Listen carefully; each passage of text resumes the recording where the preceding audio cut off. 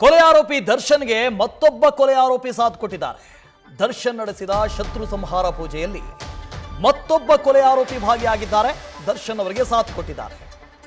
ದೇವಸ್ಥಾನದಲ್ಲಿ ದರ್ಶನ್ ಜೊತೆ ಕೊಲೆ ಆರೋಪಿ ಪ್ರಜ್ವಲ್ ರೈ ಕಾಣಿಸಿಕೊಂಡಿದ್ದಾರೆ.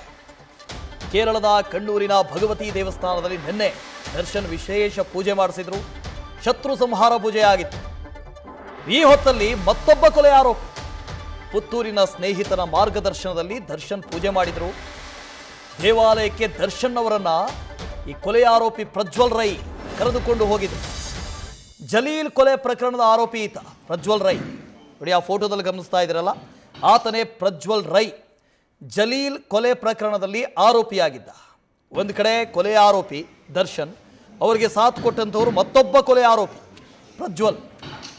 ಇವರೇ ಕರ್ಕೊಂಡು ಹೋಗಿದ್ದಂತೆ. ನೆನ್ನೆ ನಾನು ನಿಮಗೆ ಹೇಳ್ತಾ ಇದ್ದೆ, ಈ ಭಗವತಿ ದೇವಸ್ಥಾನ ಘಟ್ಟದ ಮೇಲ್ಗಡೆ ಅವರಿಗೆ ಬಹಳ ದೊಡ್ಡ ಪ್ರಮಾಣದಲ್ಲಿ ಗೊತ್ತಿಲ್ಲ, ಕಡಿಮೆ ಪ್ರಮಾಣದಲ್ಲಿ ಗೊತ್ತಿದೆ, ಹೆಸರು ಕೂಡ ಗೊತ್ತಿಲ್ಲ ಅನೇಕರಿಗೆ.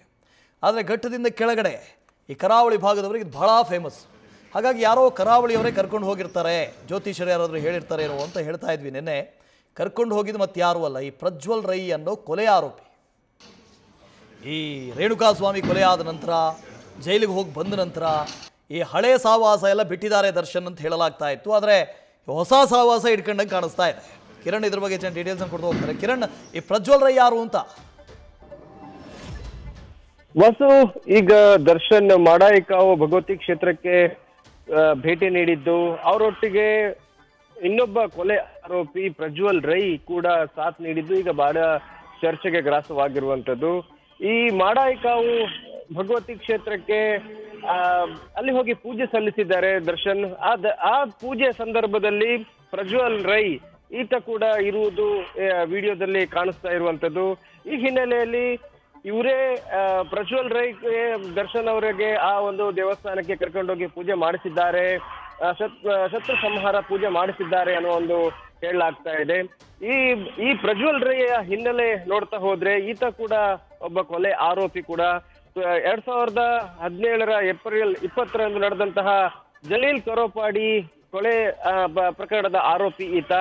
ಬಂಟ್ವಾಳ ತಾಲೂಕಿನ ಕೊರಪಾಡಿ ಪಂಚಾಯತ್ ಉಪಾಧ್ಯಕ್ಷನಾಗಿದ್ದ ಜಲೀಲ್ ಕೊರಪಾಡಿಯನ್ನ ಅದೇ ಪಂಚಾಯತ್ನ ಕಚೇರಿಯೊಳಗೆ ಕಡಿದು ಮಾರಕಾಸ್ತ್ರಗಳಿಂದ ಕಡಿದು ಕೊಲೆ ಮಾಡಲಾಗಿತ್ತು.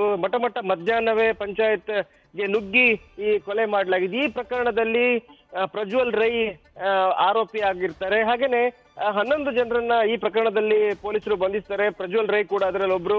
ಈ ಹಿನ್ನೆಲೆಯಲ್ಲಿ ಈಗ ದರ್ಶನ್ ಅವರೊಟ್ಟಿಗೆ ಹೋಗಿರುವಂತದ್ದು, ದರ್ಶನ್ಗೆ ಅವರೇ ಪ್ರಜ್ವಲ್ ರೈ ಟೆಂಪಲ್ ಕರ್ಕೊಂಡು ಹೋಗಿದ್ದಾರೆ ಅನ್ನೋದು ಈಗ ಭಾರಿ ಚರ್ಚೆಗೆ ಗ್ರಾಸವಾಗಿರುವಂತದ್ದು.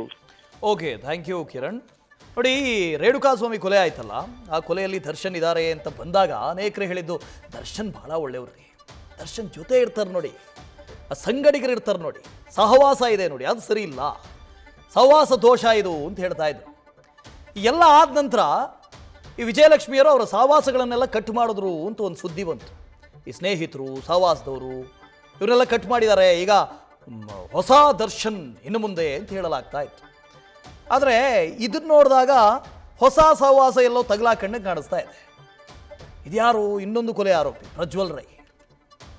ಗೊತ್ತಿಲ್ಲ ದರ್ಶನ್ ಮತ್ತೆ ಮತ್ತೆ ಹೋಗಿ ಇಂಥ ಸಹವಾಸ ಯಾಕೆ ಮಾಡ್ತಾರೋ ಗೊತ್ತಿಲ್ಲ. ಇದು ಆರೋಪಿ ಮಾತ್ರ, ಇನ್ನೇನು ಅವರು ಅಪರಾಧಿ ಅಂತಲ್ಲ, ಆರೋಪಿ. ಬಟ್ ಸ್ಟಿಲ್ ಸಹವಾಸ ಇದೆಯಲ್ಲ.